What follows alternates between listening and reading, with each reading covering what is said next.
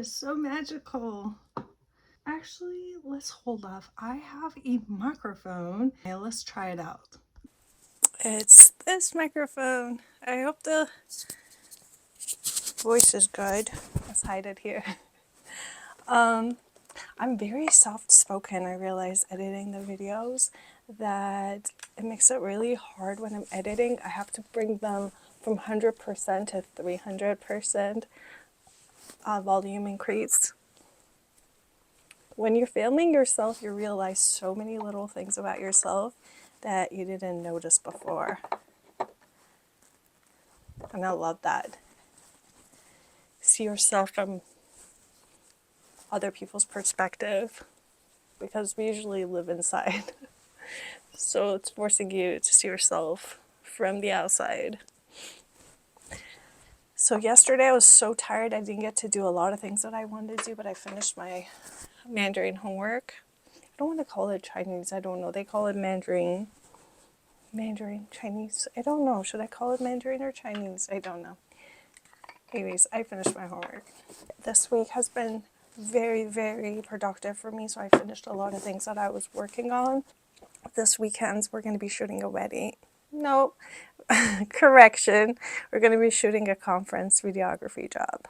And today after work, we're going to go to another city to celebrate my father-in-law's birthday. We're going to have dinner with them and come back the same night. So today I'm going to plan to see how productive I can be with the things around the house, because for the next 2 days, the weekend is completely gone without me being able to do anything around the house. Number one thing that I need to do today, that I would love to do actually, I'm not going to be forceful into what I have to do, because you know, we're going to be flexible. If I can't get it done, then I won't get it done. But I would love to be able to manage my laundry. So the whole week I have been really good with washing my laundry, but I haven't folded them. So I put the comforters cover on the ground, and I have been just compiling everything and anything that I keep washing. And I love that so much. This method has helped me a lot whenever I'm busy and I don't have time to frequently take care of loads. So I keep washing, and folding is really taking a lot of time for me, and I don't know why. But at least this is a method that helps me out to quickly sort out things. At least knock it off. Then I would spend an hour to just go about and fold all of the clothing. And this is my plan today, to fold the clothing. The other thing I need to do, there is a toll that came in the mail for the other day that I went to shoot at a studio. It was a new location that I wasn't familiar with, so I passed the tollway and they charged me $5. And you know, with the tollways, they will give you a deadline, and if you do not pay on time, you will add up interest. And when I was in school, they presented a case to us that a lady refused to pay a toll, or she forgot. I don't know. Something happened that she didn't pay her tolls, and in like 5 years, it became a substantially crazy amount. Yeah, so I want to make sure I pay for that today. That's important. What else? I want to do some Chinese homework because I've missed it. I missed my class last week because of the wedding work, and that made me fall behind. I don't know if I told you, but I bought this deodorant from Natives, and it smells so good. It's very refreshing. Oh, I need more of it. So these are some of the things that I am planning to work on today. At lunchtime, I need to go return an Amazon item that I spent $40. It was okay. It was one of these stupid Instagram advertisements, and it's like one of those stands that it can help you. It's like a tripod, but like a modernized tripod. It's not the traditional three legs. So it had a flat surface and then a head, and it came in the mail, and it was terrible. It was not functional. It was way too heavy. I was looking for something portable, and no, it doesn't work. So I'm gonna have to return it because I need my $40. I don't want to forget, and like things happens when I'm busy, so we're not doing that. What else? I have a project for my Chinese class to do. And that project, oh my gosh, it requires me to be able to type in Chinese, and I struggle so badly with the characters. I'm okay with pinyin, so if you're familiar with Chinese, everything is in characters. Makes it so difficult. It's not phonetic that you can, have A, B, C, D, so you could spell things. There is no spelling. You're memorizing the character and how that looks. So I bought myself some learning materials because I'm struggling with the writing, and our teacher doesn't always provide opinion. All of our tests, she's forcing us to read in Chinese. I bought myself a calligraphy set. It's very affordable, by the way. It's nothing fancy. But yeah, that's my plan for today.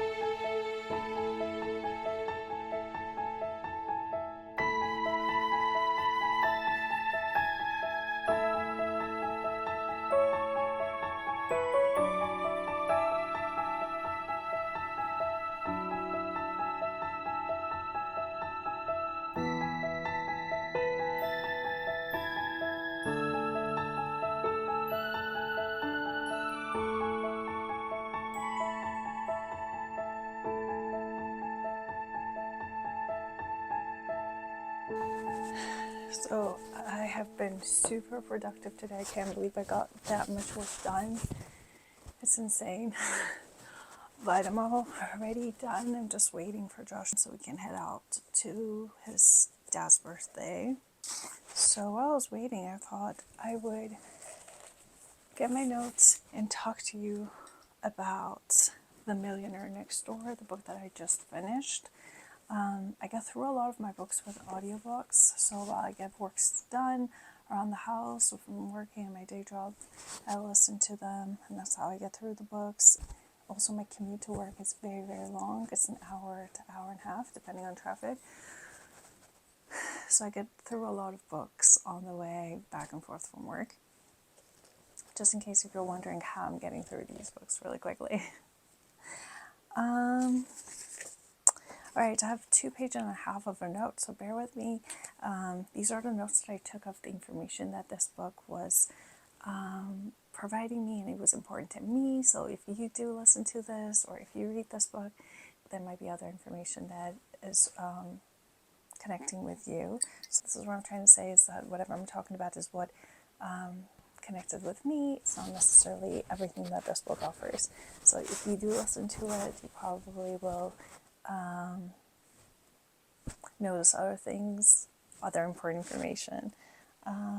Yep, so like I said, the book's called Millionaires Next Door. It's kind of old, to be honest. I was surprised.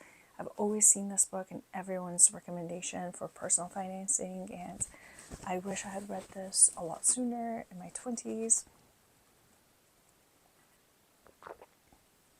I wish someone has gifted me this book. Thinking about it, I would have really, really benefited from knowing this information decades before. So what was very important, what stood out to me in this book specifically, is the reality of what it means to be a wealthy person, why in social media and media in general they are portrayed in a certain way, and what are the impacts of it, what are the reasons that they are portrayed in this certain way. One of the notes that I have here is that the reality of wealthy people is that they are actually living in normal neighborhoods. They usually choose middle class neighborhoods. They live below their means, and they live frugally. They also said that in order to become a millionaire, or I'm using the phrase very lightly, millionaire, and what definition, it was like many years ago when this book was written. Now we have billionaires and trillionaires, but let's say wealthy people. In order to become a wealthy people and to live frugally, you do need both couples to be involved in it. If one of them is living frugally, the other one is not. Usually that combination doesn't work very well. It said these people live on thrift. They're married once and they stay married with that one person. They help their kids to grow to be independent as soon as possible. And so they wouldn't rely on their parents for financial gifts and support. The degrees that they ask their kids to go to school for usually is to be an accountant or a tax attorney. And in the US, at the time this book was written, they said the races of people that are a majority in the wealthy groups are Russians because of the discipline that they have, and also Scottish because how frugal they are. And I didn't know Scottish people are known for being frugal, so that was new information for me. They said majority of these people were entrepreneurs, had their own businesses, and they're the first generation. 90% of them has never received anything from their parents, because if the parents are wealthy and they don't equip the kids with the information or the means to carry forward, the wealth usually dries out within the third generation. Yeah, so it kept saying like majority of them didn't even receive $1 from their parents. So I found that very heartwarming, that if you are from a family that they struggle financially, don't be discouraged. Yes, this is a part where it says the reality of being a wealthy person is not portrayed in the social media and the media because it won't encourage overconsumption. There's a whole business in the industry that are benefiting from us buying items and being encouraged to buy. And so the reality of it is that the wealthy people are very frugal and they won't really spend their money on trendy items. And so that's why it's portrayed as reality. And this was interesting. They said most over expenditure are middle class, high on the middle class. They're like middle managers. Their jobs are usually middle managers or medical doctors. It had a whole chapter on medical doctors overspending. I have a note that said millionaires buy their suits from JCPenney. They did a survey on the millionaires or the wealthy people, and the most they've ever spent on a piece of clothing, either for themselves or for their whoever in their family, their wives, has never been more than $300, and that was like a full suit with like everything in it. This was a section on medical doctors. It was a whole chapter on that. It said that they are among the group of the worst in saving money. They do earn well, but there's so much social pressure and expenditure. Because of their social pressure, they are feeling the pressure to spend the money or have to, and that is because they have to live in a certain neighborhood, wear certain clothes, or drive a certain car, and that's like a status. It shows that they're doing well in their field. They're being sought after. They're good in their field of medical, whatever that is. So they're doing well, and that's the pressure that they're receiving from socially. It says most of them, they don't have knowledge of investing properly. They spend a lot of their money on the luxury items, and they do run out of money in their older years. There's a social pressure to live in certain neighborhoods and keeping up with the lifestyle. They usually have family and relatives that ask them for help financially. More than other groups, they help with the charity and organizations. So they do a lot of donations more than any other career-oriented groups. They work long hours, and so they don't have that much time and energy to manage their money. So when they feel the pressure financially, they tend to work more or take on more jobs instead of managing what they have. They do spend the most money on the car and on clothes. And this was an insert that they said wealthy people, they don't spend more than $30,000 for a car. So they don't get all of these like fancy cars that are known as a status symbol. Usually people are actually spending the money are not very wealthy. Here I have a note that said we pick up our consumption habits from our family. So that's something that is environmentally learned. On this book also they mentioned if you want to save money, first thing you do is to increase your income. And then second thing is live below your means. And then third is run a business. Just like the book previously I read, and then they also had invest in real estate. This one said pretty much the same thing, minus the real estate, they mentioned it here. And they said when you are running a business, wait for it to pass 6 years. Most businesses dissolve within the 6 years. It's really hard to run a business. I can understand that.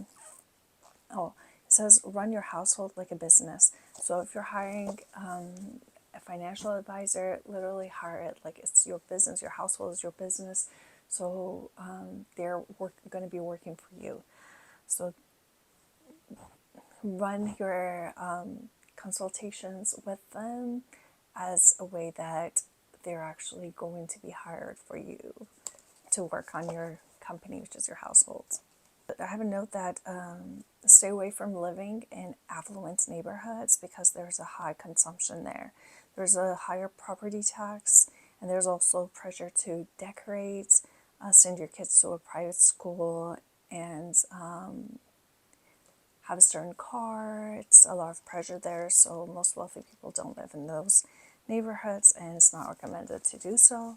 They recommend to live in the middle income kind of neighborhoods because chances are if you are living below your means, not feeling any pressure, you might as well also be a little bit more feeling comfortable.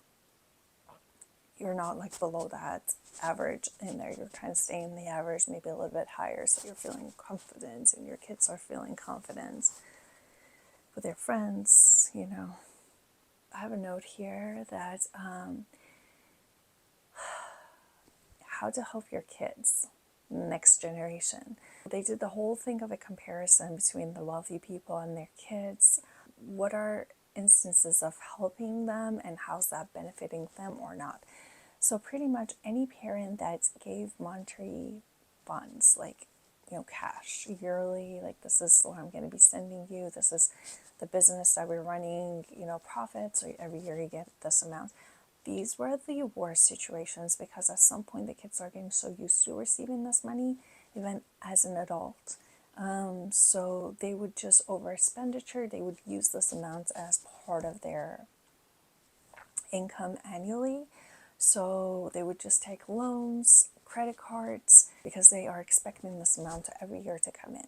So initially the parents were thinking like, okay, this is going to be extra so it can help them with something around the house, or like it can improve their life in some way, but they have noticed that over time it does the opposite. So they would overspend in things that wasn't necessary, it was just luxury things.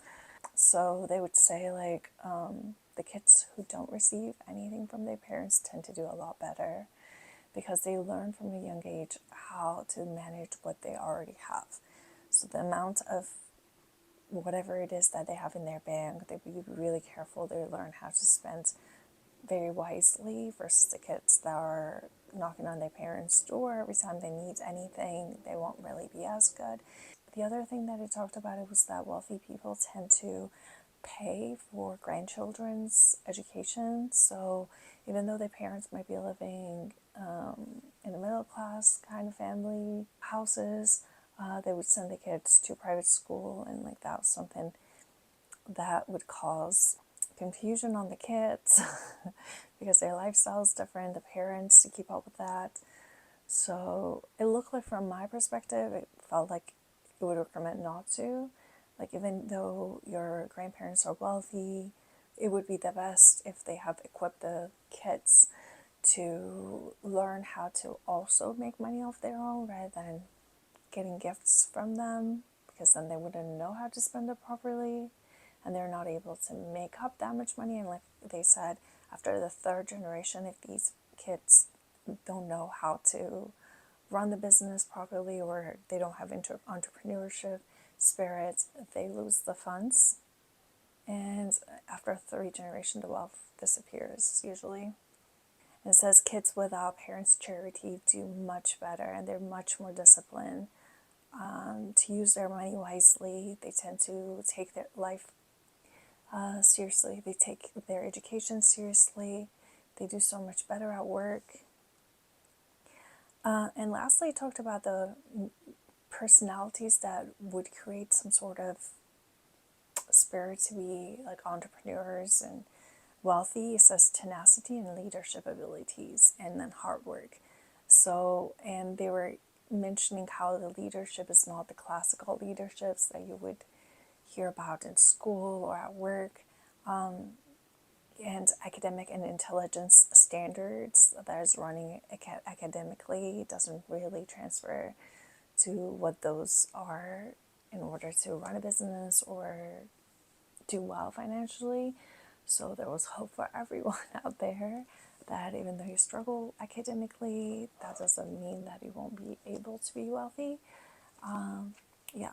So, yeah, these are all the notes that I have from this book. If you have read it already and it connected with you in different ways, please feel free to let me know. I'd love to hear that. And if you haven't read the book, and if you happen to be encouraged now to read it, after you finish, please let me know if there were any things that came up and you want to share. Okay, let's get moving now.